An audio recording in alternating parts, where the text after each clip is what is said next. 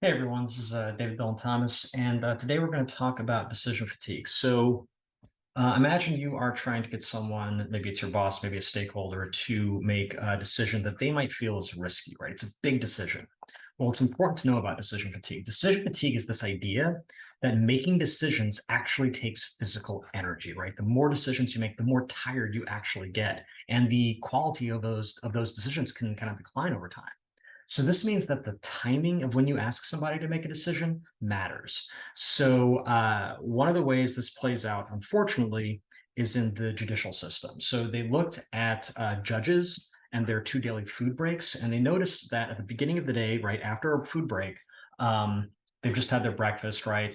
The favorable rulings went from about 65% down to about zero as that day went on. And then they would go like get lunch, come back, and magically it was back up to 65%, right? And then started dropping again. So this is terrifying because these are decisions that affect people's lives and they're being made based in part on anger. So that's frightening. But part of the lesson for us is, hey, if you need someone to make a really tough decision, maybe bring food to that meeting, right? Or do it after they've had a really nice meal.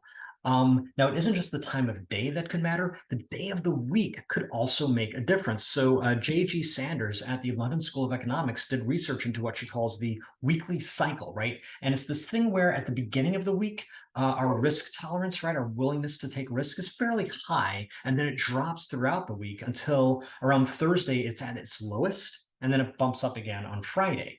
So they noticed this pattern across all kinds of decisions. It could be whether to go to the hospital, or who to vote for, whether to rob a bank, right? All of these had that same pattern. So again, if you need somebody to make a tough decision, maybe have that meeting on a Monday or a Friday, and maybe, after they've had a really nice meal.